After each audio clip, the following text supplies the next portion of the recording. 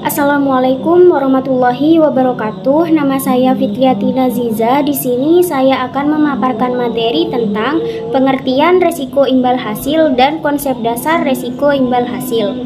Pengertian resiko imbal hasil. Resiko imbal hasil adalah resiko akibat adanya tingkat imbal hasil yang dibayarkan bank kepada nasabah karena terjadi perubahan tingkat imbal hasil yang diterima bank dari penyalur dana, yang dapat mempengaruhi perilaku nasabah dana pihak ketiga.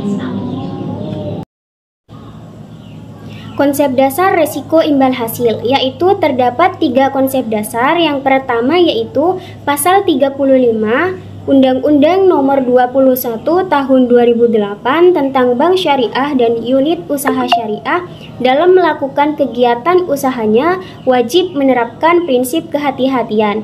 Yang kedua yaitu Pasal 38 Undang-Undang Nomor 21 Tahun 2008 tentang Bank Syariah dan Unit Usaha Syariah, wajib menerapkan manajemen risiko, prinsip mengenal nasabah, dan perlindungan nasabah. Yang ketiga yaitu PBI Pasal 2 Ayat 1 Nomor 9 Tahun 2007 tentang bank wajib melaksanakan kegiatan usaha berdasarkan prinsip syariah dalam rangka menjaga atau meningkatkan tingkat kesehatan bank. Sekian dan terima kasih. Assalamualaikum warahmatullahi wabarakatuh. Saya Ekal Fadi. Di sini saya akan memaparkan risiko imbal hasil. Yang pertama itu dampak risiko imbal hasil dan ruang lingkup imbal hasil. Dampak risiko imbal hasil atau risk of imbalance result adalah beberapa konsekuensi negatif yang dapat terjadi jika hasil dari suatu keputusan, analisis, atau proses tidak seimbang atau tidak tepat. Contoh risiko imbal hasil yang pertama yaitu kesalahan keputusan. Ketidakseimbangan hasil dapat menyebabkan pengambilan keputusan yang salah yang dapat mengakibatkan kesalahan yang merugikan, kerugian finansial, atau bahkan kerugian bagi manusia atau lingkungan. Yang kedua itu penyimpangan. Hasil yang tidak seimbang dapat mengakibatkan hasil yang bias atau tidak adil, yang dapat mengakibatkan perlakuan tidak setara atau diskriminasi terhadap kelompok atau individu tertentu. Yang ketiga yaitu keterlambatan. Hasil yang tidak seimbang dapat menunda penyelesaian suatu proyek atau proses yang dapat menyebabkan tingkat waktu terlewati hingga peluang atau peningkatan biaya. Yang keempat yaitu biaya tambahan. Hasil yang tidak seimbang dapat menimbulkan biaya tambahan seperti perlunya pengerjaan ulang, pengujian ulang, atau uji coba ulang yang dapat memakan banyak biaya dan waktu. Yang kelima yaitu keamanan. Hasil yang tidak seimbang dapat membahayakan keselamatan manusia, sistem, atau proses yang dapat mengakibatkan kecelakaan, cedera, atau kematian. Yang keenam yaitu kualitas. Hasil yang tidak seimbang dapat menyebabkan penurunan kualitas produk atau layanan, yang dapat mengakibatkan ketidakpuasan pelanggan, hilangnya reputasi, atau kerugian finansial.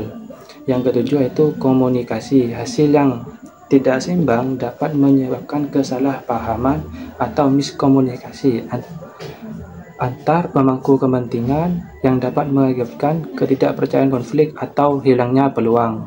Yang kedelapan yaitu ekspektasi yang tidak terpenuhi. Hasil yang tidak seimbang dapat menyebabkan tidak terpenuhinya harapan yang dapat mengakibatkan kekecewaan, frustasi, atau kemarahan di antara para pemangku kepentingan. Yang kesembilan yaitu keterlibatan. Hasil yang tidak seimbang dapat menyebabkan kurangnya keterlibatan atau partisipasi dari pemangku kepentingan yang dapat mengakibatkan berkurangnya motivasi, penurunan produktivitas, atau peningkatan turnover. Yang ke-10 atau terakhir ini pengembangan yang tidak berkelanjutan. Hasil yang tidak seimbang dapat menyebabkan kurangnya pembangunan atau pertumbuhan berkelanjutan yang dapat mengakibatkan stagnasi, penurunan, atau bahkan kebangkrutan. Pentingnya untuk mengenali dan memitigasi risiko-risiko ini dengan menerapkan strategi manajemen risiko yang efektif dan memastikan bahwa hasilnya seimbang dan akurat. Ruang lingkup manajemen risiko imbal hasil. Manajemen risiko imbal hasil atau risk return management adalah proses untuk mengidentifikasi, menganalisis, atau mengelola risiko yang terkait dengan perubahan tingkat suku bunga, dan imbal hasil investasi. Tujuannya yaitu untuk memastikan bahwa organisasi mencapai tujuan keuangannya sambil meminimalkan risiko kerugian. Ruang lingkup manajemen risiko imbal hasil yang pertama itu identifikasi risiko, risiko suku bunga, risiko kerugian akibat perubahan suku bunga, risiko investasi, risiko kerugian akibat perubahan suku bunga saat menginvestasikan kembali arus kas, risiko kerugian akibat penurunan daya beli uang karena inflasi, risiko likuiditas, risiko kesulitan menjual aset dengan cepat untuk memenuhi kewajiban, risiko kredit, risiko gagal bayar oleh debitur, risiko pasar, risiko kerugian akibat perubahan harga pasar aset. Yang kedua yaitu analisis risiko. Mengukur tingkat risiko menerapkan metode untuk mengukur eksposur organisasi terhadap berbagai jenis risiko imbal hasil.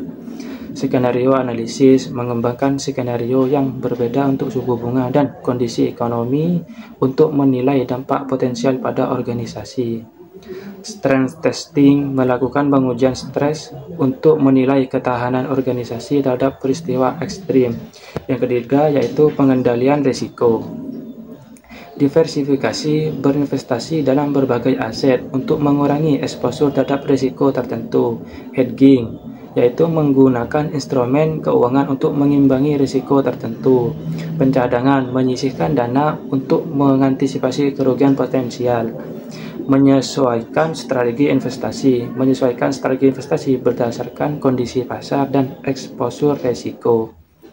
Yang keempat terakhir ini pemantauan atau pelaporan. Memantau risiko secara berkelanjutan, melacak perubahan dan faktor risiko dan dampaknya pada organisasi, melaporkan risiko kepada pemangku kepentingan, memberikan informasi kepada manajemen senior, dewan direksi, dan investor tentang profil risiko organisasi, meninjau dan memperbarui kebijakan manajemen risiko, secara berkala meninjau dan memperbarui kebijakan dan prosedur manajemen risiko untuk memastikan bahwa mereka tetap efektif. Sekian dari saya, terima kasih. Baik, di sini saya sebagai pemateri terakhir yang akan menjelaskan contoh kasus risiko imbal hasil, yaitu kasus investasi di saham di mana ada seorang investor membeli saham perusahaan yang sedang berkembang pesat. Perusahaan tersebut diprediksi akan memiliki keuntungan yang tinggi di masa depan, namun harga sahamnya fluktuatif dan berisiko turun di jangka pendek. Penyelesaiannya yaitu yang pertama itu diverifikasi portofolio dengan berinvestasi di berbagai jenis aset seperti obligasi dan reksadana. Yang kedua itu berinvestasi dalam jangka panjang untuk mengurangi risiko fluktuasi harga saham. Dan yang terakhir penyelesaiannya yaitu melakukan analisis fundamental dan teknikal sebelum membeli saham. Kenapa? Karena risikonya saham turun nilainya dalam jangka pendek dan imbal hasilnya keuntungan tinggi di masa depan.